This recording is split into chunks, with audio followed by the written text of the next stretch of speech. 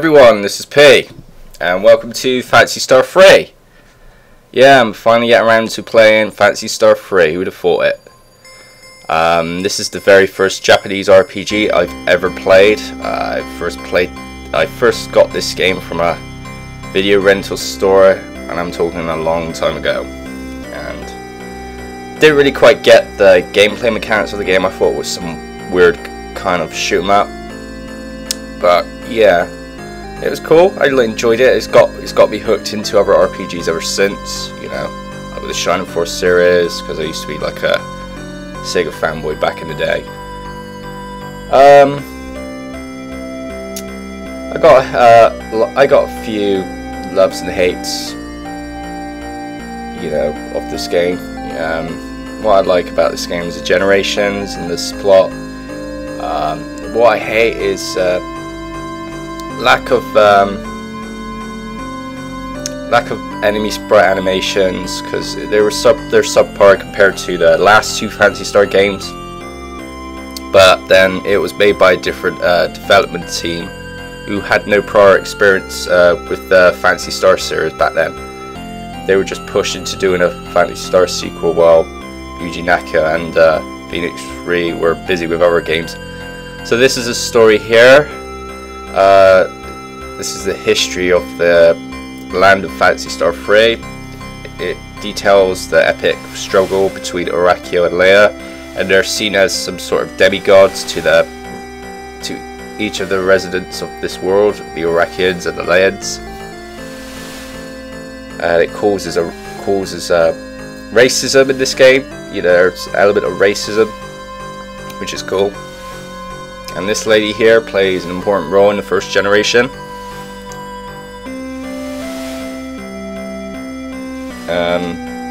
We'll see her again soon after this intro is done. Just lying on the beach without a care in the world. Yeah, you lie there, bitch. So let's begin the game.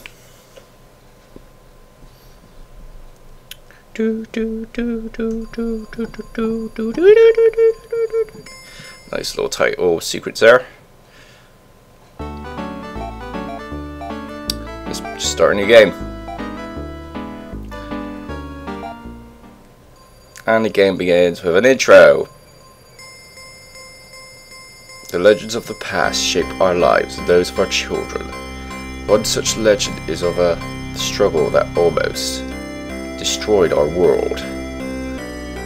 The names of Orakio and Leia echo down through the years of still inspiring love and hatred, even now, 1,000 years after their tragic deaths. Their conflict wiped out civilization and left the survivors in a world of mutated creatures and warring pockets of men.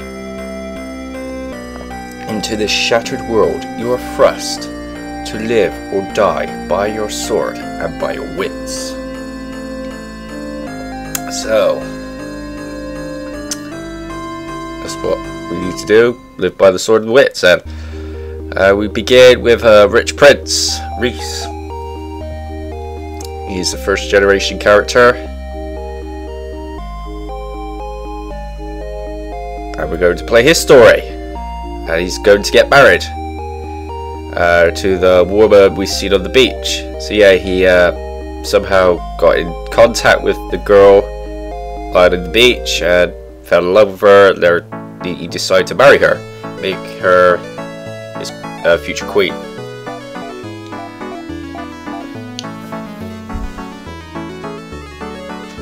And everyone's congratulating Rhys. And he meets his bride. I don't know if it's bad luck to meet the bride before the wedding ceremony, I'm not too sure.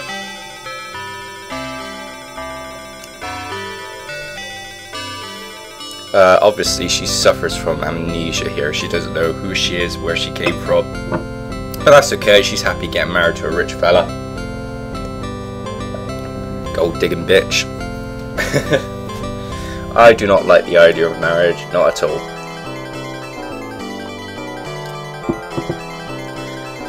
Oh, you're gonna be in cheap shit. Poor Rhys.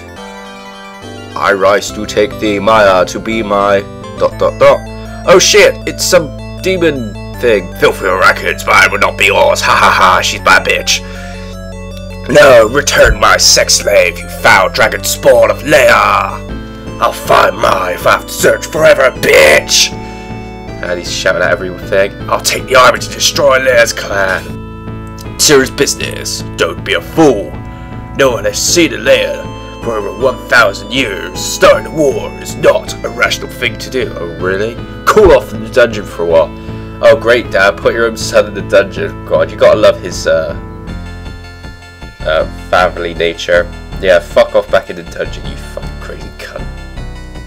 And Rhys swears that he's gonna bring his beloved back, despite being put in prison.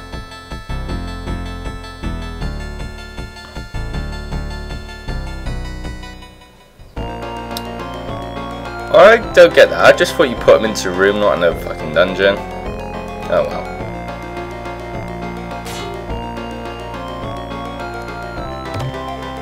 And we get some cash and a knife. I don't know why cash and a knife's in the jail for, but might be a reason for that, plot wise.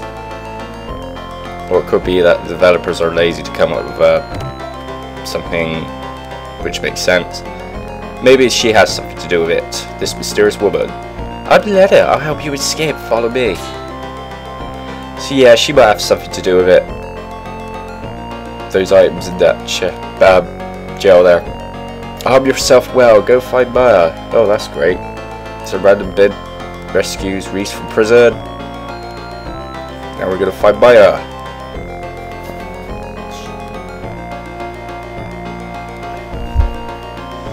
Cat's bugging me now. So here we go, let's begin. Right. The signs here basically correspond to the kind of shops we're going into. This is the armory. We're going to get some armor for Rhys. Get him a hunting helmet and a hunting armor. This is how I'm going to start off the game with. So I'm going to equip that. And I'm going to equip the armor. There we go. Nice little defense boost there. And we're going to sell the garment because it's useless. 37 Mesita, not very nice. I thought wearing princely robes would sell for a lot of money, but not for 7 Mesita. So yeah, the swords here is the corresponds to the weaponry shop. So we're going to buy a weapon for Rhys. We're going to buy an extra knife. You get him a short sword. Swords give you attack and defense boosts, but I'm going for an extra knife.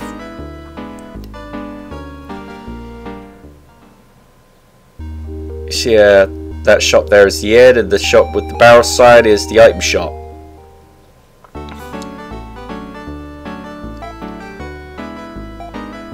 You know what monomate, dimate, and trimates are. They're health items. Antidotes to cure poison. Escape pipe is to escape from dungeons. There's no telepipes in this game, so you know, if we want to go back to towns, we have to do so by foot. Okay, let's begin the adventure.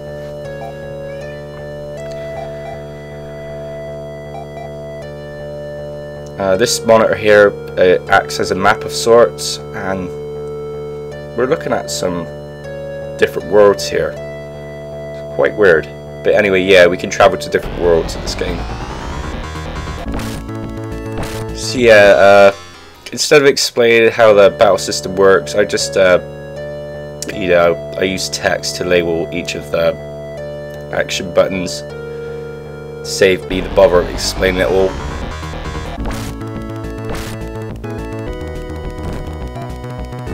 So yeah. Right, I'm just attacking enemies here. With 2 knives, they go down easily. Those blue creatures, they can tend to poison you, so watch out. That's a good thing I got an antidote at the moment, mate. But yeah, this is a lad. We need to visit here for a good reason.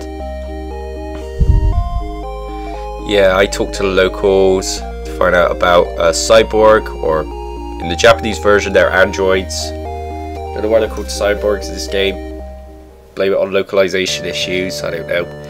So yeah, we're gonna find the cyborg now. So we gotta travel northwest of Ilan. From Ilan, sorry.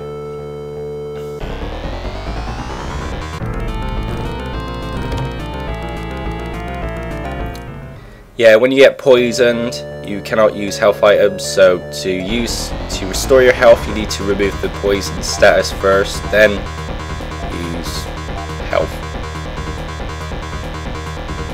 But yeah, these other buttons here, I've shown you what they do. Chest use items, and the staff thing basically uses different techniques, but Rhys doesn't know how to use techniques. So it's a waste of time for him. He can only attack, sadly. Ooh, the moose.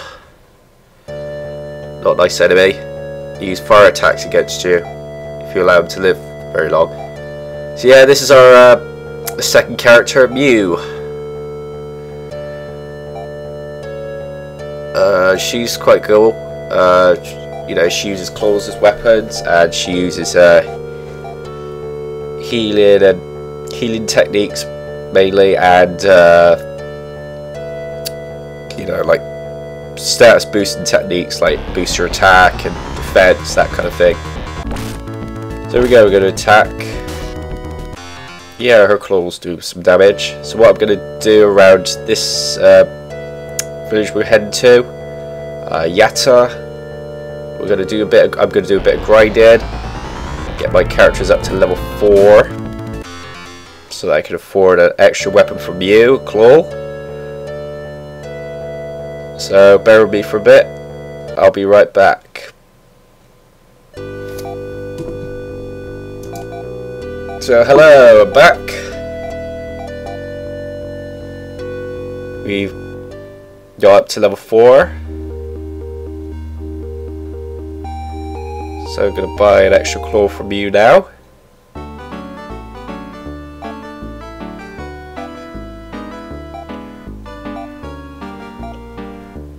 Okay, we've got an extra claw. And we're going to buy some healing items for both of the characters. We're going to buy a couple of motivates and a couple of antidotes for each of them.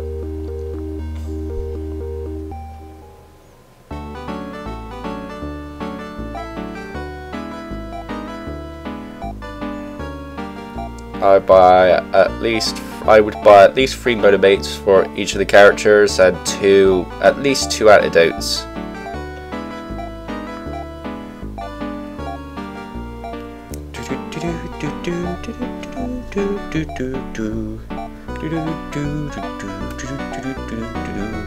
Although the music in this game isn't my favourite soundtrack of the series, it does have some good pieces here and there.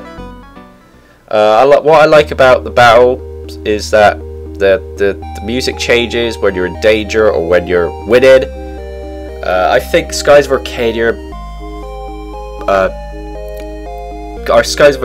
music were inspired by Phantasy Star III, because you know, they're both RPG games, and they're made by some of the same people. So anyway, we healed up. Oh yeah, the inn also acts as a save point, so you need to rest at the inn to save the game.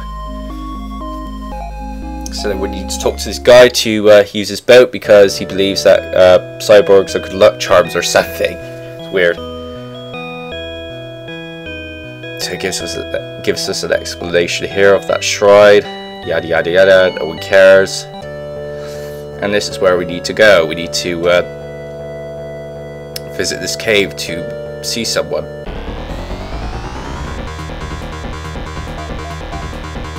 Yeah, we need to retrieve a rare gemstone from him.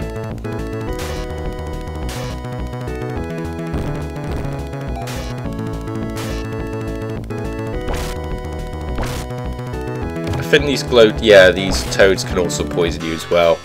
And they got more HP than the blue guys. So what I do here by the entrance, I grind on the pink monsters. Yeah, they're upgraded the blue ones, and they drop more Mesita.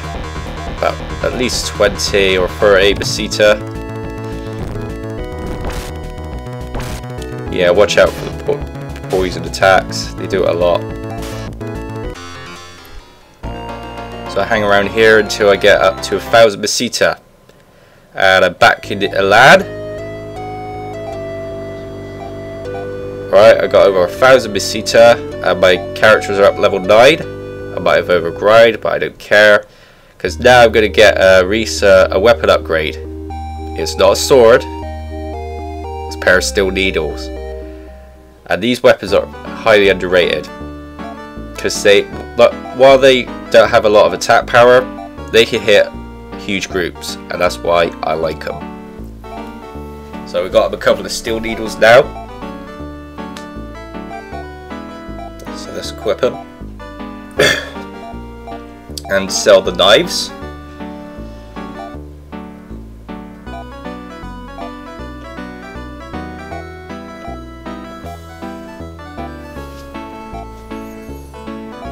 There we go. What else am I going to sell?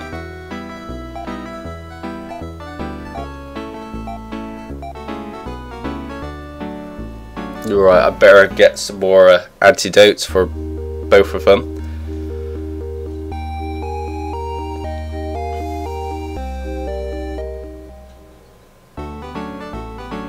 If you want to, you can get one of the characters an escape pipe when you're done with the cave, although you can find an escape pipe in the dungeon. So, it's your call really.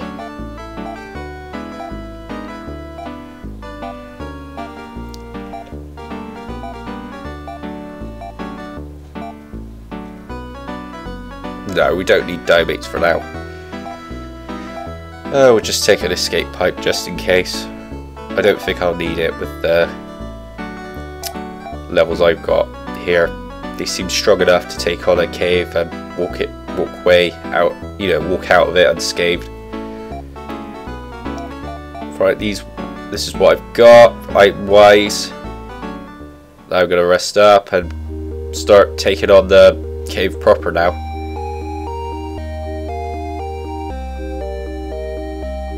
So yeah, don't mind the weird text coming out on, out of the blue on the screen, or just to give you hints. Right, technique distribution. You can strengthen. How this works, you strengthen other techniques, but you strengthen one technique, but others are weakened in the process. So here I upgrade the Res and Fab B techniques, because Res heals one character, and Fab B boosts attack power. And I think they're useful for now.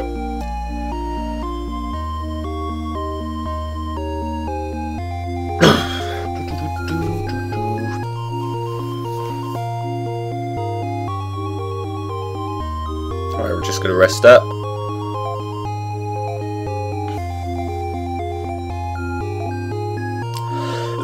Excuse me, I think I caught a cold the last couple of days.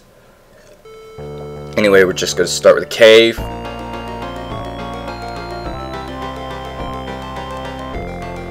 So here we go. Right, if we walk down here, we'll find our first chest. I believe it carries an escape pipe. I don't really bother much with the chests in the first generation because they just carry low level healing items, and I just believe them to be a waste of time. Generation 2 and onwards, they tend to carry more useful stuff. As you can see here, the needles work pretty well against groups.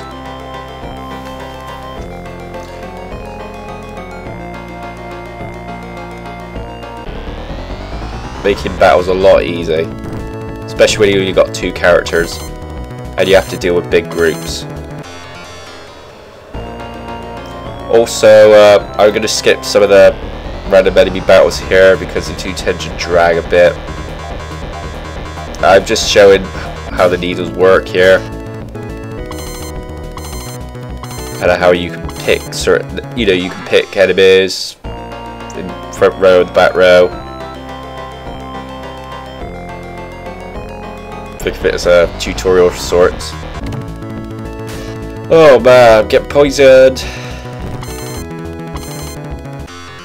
Oh yeah, when your HP levels are low, use the antidote, then heal your characters up. That's my tip.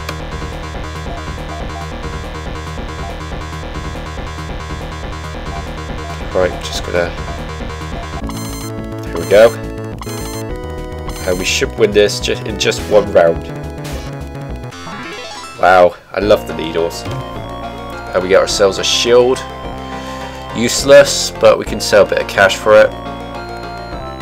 Okay, let's find the guy who has the sapphire. Oh, a diamond. Could sell that for a bit of cash.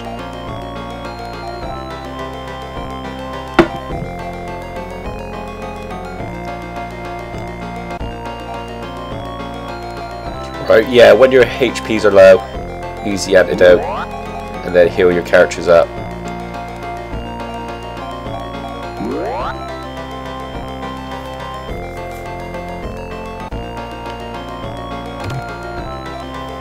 Just to let you know that the dungeons in Phantasy Star III are easy compared to the last two games. So if you want to start with the Phantasy Star series, I recommend start with this game. So here's our guy. Hi, I'm Lyle. Yes, I do have the sapphire. I don't really need it, so you're welcome to it. I'd like to join you on your adventures, but I have other things to do now. See you around. And he disappears, leaving us a chest with the sapphire. Yeah, these gemstones act as keys for certain caves. They unlock certain caves for you. And the caves act as passageways to other worlds. So they're quite essential in this game. Let's use an escape pipe. Or you could just walk your way out, but you know, I just want to hasten this play for a bit. So yeah, we'll just skip these enemy battles here. And we'll take the ship back.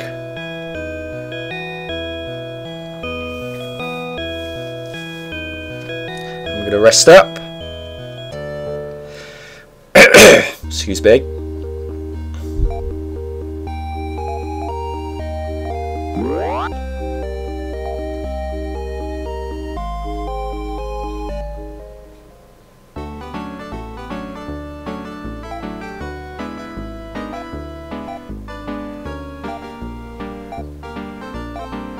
Yeah, let's sell some items here. We don't need the diamonds for now.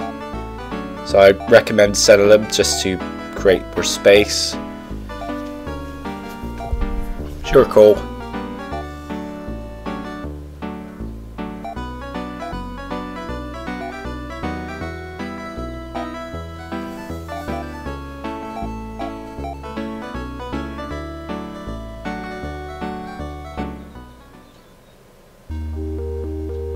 Now we're going to rest up.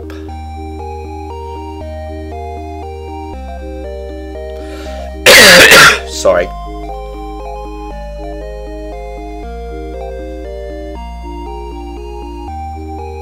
Okay, we're going to head east to a cave. So let's go.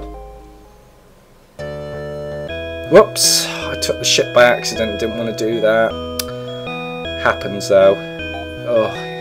You already told us this, you moron. Don't need to explain the importance of that shrine in the muck, thanks.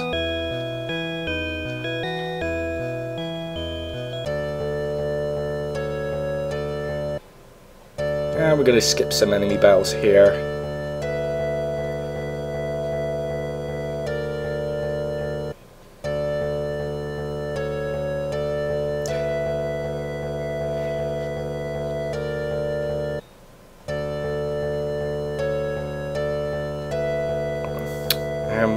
We found our cave, but before we go in there, we're going to visit this shrine. Now these shrines act as warp places. You can warp to different worlds, but in this generation they're useless, so ignore them for now. Okay, getting close to the end of chapter 1. Next up we take on the cave, so see you later guys, bye bye.